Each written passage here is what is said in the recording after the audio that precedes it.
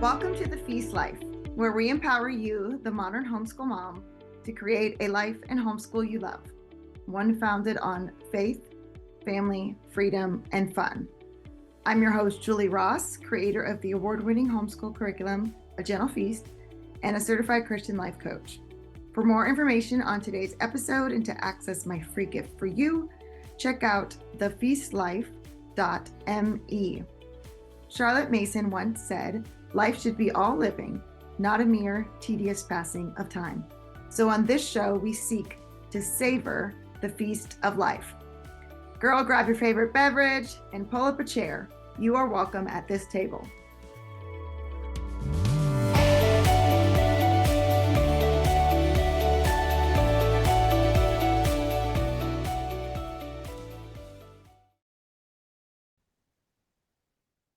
All right, so this week we're going to be talking about harnessing the power of confidence. So to get the emotions that we do want. Last week we talked a lot about what we do with the emotions that don't feel good to us. How do we process those in a healthy way? But we also have the power to create emotions that we do want to have, because where do all of our emotions come from? I know one of y'all know the answer. Where do all of our emotions come from? Our thoughts. Good job. Okay. So because our emotions come from our thoughts, we can create emotions that we do want to have based on thinking different thoughts, because the thoughts that we have been thinking have been leading us to the emotions that we've always had. And you did some of that for homework with like your 3 emotions that you commonly have, and that you're probably thinking thoughts on a repetitive basis that are causing those 3 emotions to keep showing up all the time. And so the way that we change that is by thinking new thoughts that are going to generate the emotions that we actually do want. And I would argue that confidence really underlies most of the emotions that we want to have. So if we want to be more calm, if we want to be more joyful, if we want to be more motivated or curious, or whatever the feeling is that you put down that like you would want to have, the underlying feeling for a lot of that is confidence. So today we're going to learn what confidence truly is, what actions generate more confidence, and then what thoughts generate confidence, because they're all related, right? First of all, what is confidence? Confidence is a feeling you build through taking imperfect action. If you remember the cycle here, so we have our thoughts create our feelings, are like the fuel that lead us to take certain actions. But confidence can be nuanced in this, because confidence comes from taking action. You're never going to feel confident first and then go act, which a lot of us think, oh, if I was more confident, I would go up and talk to that person, or I would do this thing, or I would try this new adventure, or I would do XYZ. And we're waiting around for the feeling of confidence to come.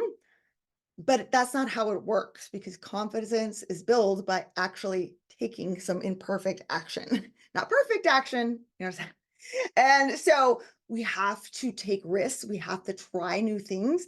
That actually builds this feeling of confidence within ourselves. So it's an interesting way to look at what confidence truly is. Often we think that confidence means that we're not afraid, where actually the exact opposite is true. Confidence comes from taking action even when you are very much afraid. So Nelson Mandela put it this way: I learned that courage was not the absence of fear, but the triumph over it. The brave man is not who does not feel afraid, but he who conquers that fear.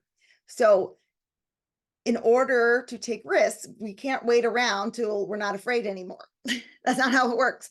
So if one of the emotions that was coming up for you was like fear or doubt or worry or anxiety, the way that we can build the opposite emotion of that into our lives more and more, again, it's never that we're never going to feel those things, is through confidence, which comes by taking action in spite of our fears, not waiting for those fears to go away before we act.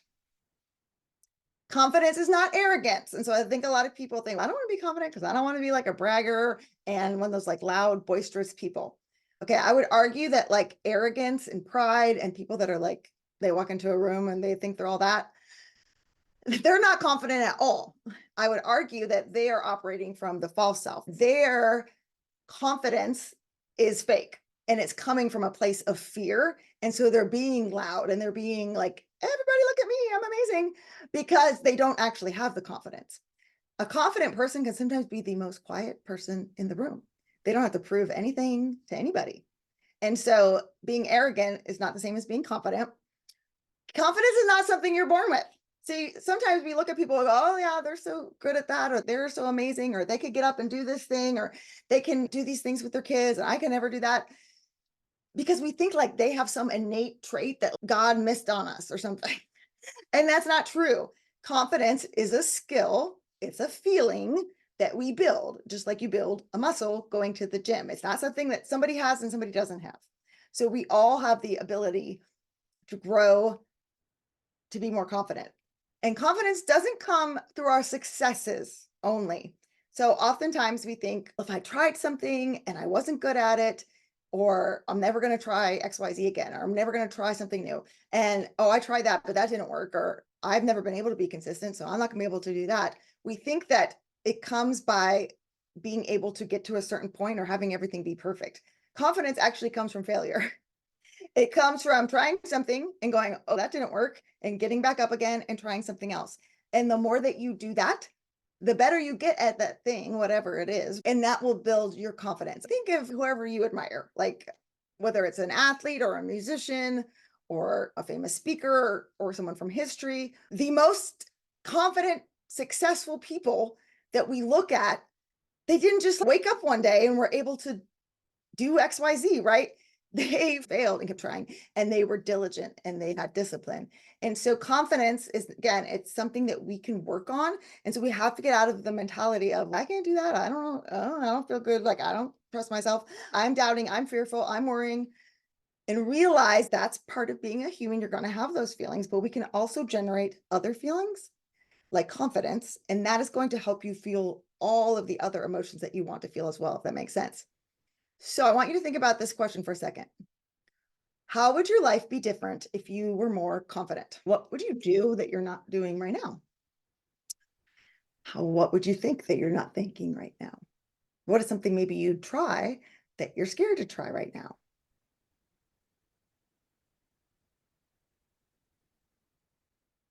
It was such a valuable lesson for me to learn that when we do that, we are actually diminishing the gift that other person would have received by us just receiving the compliment. So if someone says, thank you, your hair looks really great today, I'm like, oh, thanks for noticing. Or, hey, Julie, I like your shirt. Oh my goodness, I so appreciate that. That actually makes the other person feel good. When we diminish it or we like minimize it, then the other person doesn't get the gift of giving compliments, which we're actually going to talk about today, and giving them, not just receiving them, because receiving them comes from a place of confidence. And the more you can receive compliments and receive the blessings, the more confident it makes you feel as well. Why not? If I was confident, might as well just try it. What's the worst going to happen? So when you think about how your life would be different if you were more confident, I want to encourage you today that you can be more confident. And I'm going to break down what that's going to look like and how to build that skill. All right, so confidence is built by keeping promises to yourself. So can you trust yourself to keep your word? I'm going to go to the gym this morning. Oh, actually, I don't really feel like going to the gym, so I'm not going. You're breaking a promise to yourself. I was going to call this person from church and tell them I didn't want to keep volunteering in the nursery. And then you keep putting it off and putting it off because you don't want to deal with the what if of what might happen if you say no to this person and they might get mad, right? And keep the promise to yourself. Confidence is built by, I said I'm going to do this and I'm going to do it. Confidence also comes from being emotionally resilient. So that's what we were talking about last week. And that's why that's so key, is being able to feel your feelings, to process them in a healthy way. Being emotionally resilient builds confidence. It makes you more confident because you're like, yeah, I got this. I can do this. You don't have to fear your emotions. A lot of us don't take risks. A lot of us don't do things that are out of our comfort zone because we are afraid of the emotions. You don't want to deal with that feeling of inadequacy inside of you. And so you don't even want to take the risk. But when you learn that I can deal with whatever emotion, okay, they want to say something about me. Okay, yeah, I'm not going to like it. It's probably going to hurt, but it's not going to kill me. I'm going to be able to process that emotion and work through it. You can have more confidence to try new things. Confidence is built by believing you are worthy. You are worthy. I'm going to repeat that. Just as you are. You don't have to do anything. See, we think confidence comes from being successful and doing all these great things. Look at my impressive resume. No, you're just worthy because you are who you are, because you're God's child, right? And he made you, and he says that. And so when we think we're not worthy, we're not capable, we can't grow, we can't change, we can't learn, what we're really saying is, God, I don't believe what you say, because your word says I'm perfectly and wonderfully made. But I could say I believe it, but what's happening in my life is showing I don't actually really believe that, because I really believe I'm not really worthy. And so confidence comes from, not from I'm so amazing, right? But God says I'm so amazing. God says I can do this. God says I can do all things through Christ who strengthens me. The spirit that lives in me is bigger than the spirit that lives in the world. There's so many verses for this, people. And it doesn't come because Julie did this thing. Now I have confidence. No, my confidence is on the rock and it's centered there. And so we have to learn to claim that and start to live on that rock and not be blown with the wind of how we're feeling to determine our worthiness. Confidence is built from taking action. Again, if you don't do anything, you can't build the confidence. So it's not just our thoughts do affect our confidence, and we're going to talk about that. But if we don't allow the fuel to make us take action, even when we don't necessarily feel confident, we can't actually build the skill. So it's playing basketball or something like that. You're never going to learn to be like an NBA basketball player if you don't run the drills, you don't do the free shots. You have to keep practicing and practicing. And that's the same thing with building confidence. Every time you take action, you do something that you're a little afraid of, you take action and you keep a promise to yourself, it builds that confidence. You're like, yeah, that was really scary. And I just did it. Whew. Even if it may not go the way you want, but you build that confidence of, I tried that. And confidence is built by trusting your capability over your ability. Wow. Say, oh, I would be confident if I was better at XYZ. So if I was a better prepared homeschool mom, or my kids always listened to everything I said, then I would feel more confident. But it doesn't come from your ability, it comes from your capability, which means we have endless capabilities, right? Like with God on our team, who knows? Anything's possible, right? And so we can have faith and we can have excitement over what's possible. What's going to grow out of this? What am I going to learn? What am I going to experience? Rather than, here's what I know right now, so I'm never going to be able to do it. That's silly, right? Like we look at our kids and we're believing in their capability that they're going to learn these things, they're going to grow, they're going to change. It's the same thing for us. All right, confidence is the fuel to create the results that you want. So without that feeling of confidence, it's going to be really hard to achieve some of the dreams, some of the goals, some of the vision that you have for your homeschool, because without confidence, we get stuck in that fear, in that doubt, in that worry, in the guilt, in the shame. And we need to get the confidence is the fuel that's going to get that car moving in a different direction, right? Moving down the other road here. This is the motto from Charlotte Mason School, and I love this. I am, I can, I ought, I will. You want to build some confidence? Start saying this and actually believing it. Now, I can do all things through Christ who strengthens me. I am. That's the identity piece, right? If you need help with that, remind yourself of who you are. I can. Remind yourself that you can do it, that God promises he's with you. When the angels come, they always tell the people, like, don't be afraid, right? There, you have God with you, but you can also remind yourself of the things you have done. Remind yourself of those things. I ought, that's a sense of duty. And then I will is that kind of self-determination of, even though I don't feel like it right now, I will do what I said I was going to do. I will do XYZ. We will finish this lesson. We will go to the park this week, or whatever it is. You're willing yourself to do it. That's that motivation piece. And I just think Charlotte Mason was like such an amazingly brilliant woman. This motto is just so perfect, right? You can yell this, you can write it on your mirror. Okay. I used to say it with my kids during morning time. It is so powerful to remind yourself of these things, because your feelings are going to tell you you're not worthy. They're going to tell you you can't do it. and remind you of all the times you've been failing. There are going to be like, "Oh, I don't really need to do that." Get rid of the sense of duty. And then that I will part. Your willpower is weak. We all have weak willpower. And we have to make it stronger by doing things even when we don't feel like doing them. So this motto is so powerful. You can also come up with a list of other thoughts that make you feel confident, writing them out in a journal in the morning or putting them on your mirror or saying them at night, whatever works for you, but you need to daily practice these thoughts. So here's just some I came up with. I was made for this.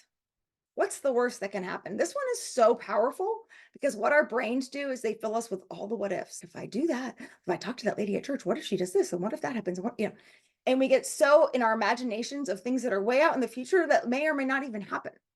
I like to think they're like, what is the worst that could happen? Worst that could happen is she don't like me and nobody at church likes me. And I'm like, okay, am I going to die? Probably not. And I go back to most likely that is not what is actually going to happen. The worst case, like I'm going to lose all my money and we're going to be homeless. Like I can go to that like worst case scenario. And it was like, really? Is that the worst that's going to happen? Probably not. I have family, I have people that would help. Like that the percentage of likeliness of that happening is 0.000 whatever. So why am I so scared to try whatever it is? Going to the worst that can happen helps me get more confident to try something new. I've got my own back. I like that. I'm going to be here for you, Julie. I always figure things out. I tell that to kids all the time when things don't go the way they're supposed to, or I made a reservation the other night and I took 4 of my kids to go see a concert. And apparently I made the reservation for a room with 1 king bed.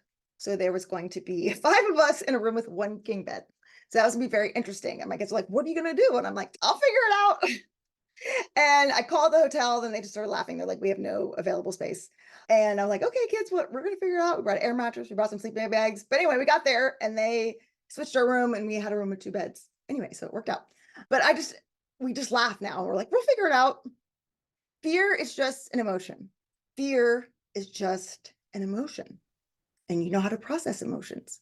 And so this fear that feels suffocating and your palms are sweaty and you feel stuck and you don't know where to go, it's just an emotion. And you know how to deal with emotions. This fear feels like it's going to suffocate you. It feels so big, but it's just an emotion. And when you say it like that, it dissipates. I'm completely loved. Again, remembering who you are. I'm not more or less loved because I tried something and it didn't work. Reminding yourself you're completely loved. I'm growing and learning every day and I can do all things through Christ. Okay. Whatever those thoughts are for you, write them out, practice them on a daily basis to help build your confidence. Jeremiah 17:7 says, but blessed is the one who trusts in the Lord, whose confidence is in him. So again, that's where our confidence comes from. It's the confidence and the belief in who God says he is, who God says, or what God says he's going to do, and who God says I am, and living on that rock and not being swayed by our emotions. Confidence can also come through some really simple things. And I share this and people always laugh, but it seems really dumb. But studies have shown that if you stand like Wonder Woman, hold on, gotta get my chest up. Okay. Studies have shown that standing like Wonder Woman for 2 minutes, it increases your testosterone and it decreases your cortisol. So it decreases your stress hormone and it increases your confidence hormone. So if you are feeling like nervous about doing something, maybe it's making a phone call or doing something with your kids that you've never tried before, go in the bathroom and stand like Wonder Woman and just breathe. When we are afraid, our breath gets very shallow. And so we need to remember to slow down your speech. So when we're afraid, we start talking really fast and we're really scared. And why didn't we finish this? And you need to do that. And just, get a ball of nerves. So when we can speak calmly, even if we don't actually feel calm, it will start to calm our nervous system down because our brain is hearing us talk like this. And this sounds very calming and reassuring. And so my brain goes, oh, there's nothing to worry about. We're okay. And it'll start to send out the little hormones that are going to make my body go, okay, you're okay. So slow down your speech, smile. If you want to feel more confident, just smile more. It really is amazing how much of a difference that can make. And if you're in a situation and you're like completely freaking out, if you put a smile on your face and you're like, sometimes I just start laughing. And it's a way to get out that emotion, that energy out in a positive way. Giving a compliment. Giving a compliment to someone is actually extremely vulnerable. One, because we don't know how they're going to react, if they're going to receive the compliment. But giving compliments makes you feel more confident because you're giving to other people. You're showing love and kindness to others, and it takes you out of your own head. So if you want to get good at talking to people, surprise, you actually have to talk to people. So me believing I wasn't good at talking to people and then never trying to talk to people or just sitting in a room being quiet and waiting for people to come and talk to me, I never actually built the skill. And so it did feel more uncomfortable, and it reinforced the belief that, see, I did say something and everyone looked at me in awkward silence. I can't talk to people. And I had that belief for years and years. And I had to just keep going, just try. And I would love to tell you all that I just walk into a room and I have no problem just talking to everybody, but that is still not the case. I still can get in my head sometimes, but giving a compliment to someone like, oh my goodness, hey, how are you? That shirt looks great on you. Like, it takes me out of my own head and my worry, and it puts the focus on another person and instantly builds a connection with us. I really try to do so. One of the ways I started practicing talking to people was talking to the wait staff when I would go out to eat. I used to never say anything to them. I'm like, if I say anything to them, they're gonna like, that's weird, that's awkward, like it'll make everybody uncomfortable. And I was like, no, I'm gonna try to start talking to people. The wait staff comes over and they're like, hey, I'm Jim. And now I'll be like, hey, Jim, I'm Julie. How's it going tonight? It seems so silly, but for me, that was such a big, I was so scared, terrified to do that. And I encourage you to start looking for ways that you can build this confidence. Okay, small little steps will build your confidence over time in whatever it is that you might feel insecure about. And then celebrating your wins, which is why we do that every week on this call, because by saying the things that are good, saying the things that you accomplished. Yes, I organized under the sink this week, or I took my kids to the park, or I didn't freak out when my kid forgot his soccer stuff and we went to soccer. Like, that builds your confidence because you're seeing the ways that you're growing and changing. And so don't diminish them. Make sure you keep celebrating them. Or you could dress like Wonder Woman. That's always an option. All right. So hopefully this week you learned what confidence truly is. Okay. Again, it's a feeling, but that feeling comes from taking imperfect action. So what actions generate more confidence? It's by trying new things, by taking small risks, by doing things that you're not used to doing and putting yourself out there, by making promises to yourself and keeping them. And then what thoughts generate confidence? So I am, I can, I ought, I will. The Charlotte Mason motto. Okay. And then whatever thoughts you come up with, keep repeating them to yourself. And when you feel more confident, it changes the way people interact with you. So think about this for a minute. How would the dynamic between you and your children in your homeschool change if you were more confident? Think about the great leaders through human history. What do they all have in common? They're all confident, right? Now, some of them for evil purposes, right? But the greatest leaders, they weren't wishy-washy, they didn't doubt themselves, they weren't afraid to try something new. My son and I just went and saw Hamilton the other week. I was thinking when I was planning this lesson about George Washington and like the confidence he had when he had like a ragtag army of people who were not trained soldiers, who like didn't even have shoes, right? And they're like eating the horses because they don't have enough food and they don't have enough money. And it would be so easy just be like, okay, we surrender to the British, right? But he was such a confident person, believing in the mission, believing in what they were doing. And when you have a leader that's confident, it instills that confidence in the people who are following them. This was really key for me to see too, because by me being more confident, I was instilling that in my children. I was emulating the leadership qualities that I hope someday they have by them seeing me like talk to the waiter at the restaurant and not being like nervous and fearful and thinking it's weird and just like being kind and loving to someone and having a conversation, I'm showing them this. So the confidence underlies the emotions that you want to create. So if you want to feel more joyful, how do you feel more joyful? Again, all of our emotions are coming from what we're thinking. So I can think joyful thoughts. But if there's still this underlying current of, I can't do this, this isn't going to work, I've tried this before, something bad's going to happen and I'm not going to feel joyful again, we can go right back to it. And so the confidence is, who am I? Who does God say I am? And who is God? And that joy comes out of that. If I want to be more patient, where does patience come from?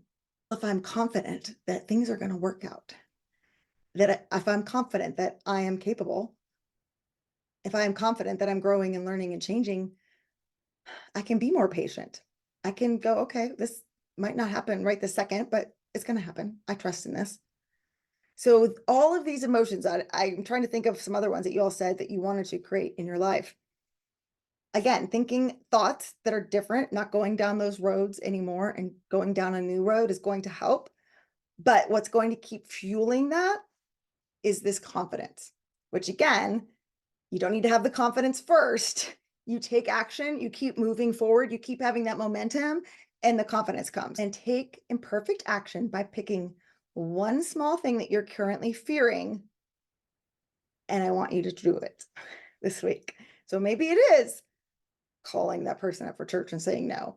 Maybe it is telling someone how you really feel about something. Maybe it is trying something new in your school that you've been afraid to do because you didn't know how your kids were going to react. Whatever it is, start small. Okay. I can't determine what that would be for you. I feel like these days I am taking actions I'm afraid of on a regular, consistent basis all the time. And they're not like little actions, they're like actions I'm going to take, redo my whole website and do all this stuff. As I'm taking these big actions. I wouldn't have been able to do that years ago.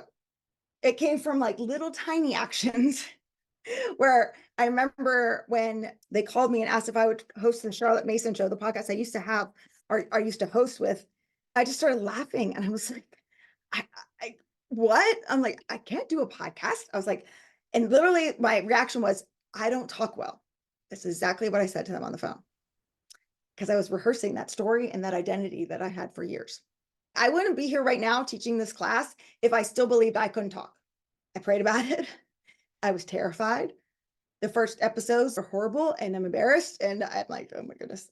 But I did it. And it's doing something scared and then doing something else and then doing something else and then doing something else that over time builds your confidence. And so I want to encourage you. What is one small thing that God is calling you to do? You can look back at your emotions from last week and maybe there is an area that you want to work on, but you're scared and you're afraid of what might happen if you try to do XYZ. That's where I want you to start thinking about how you can build more confidence.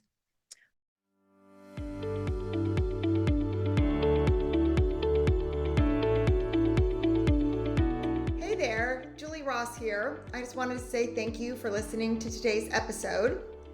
If you like this show, it would mean the world to me if you would leave a positive review in iTunes. This really does help people learn about the podcast. And each month I will pick a winner to receive a free gift. Don't forget to check out all the free resources we created for you at thefeastlife.me. Thank you.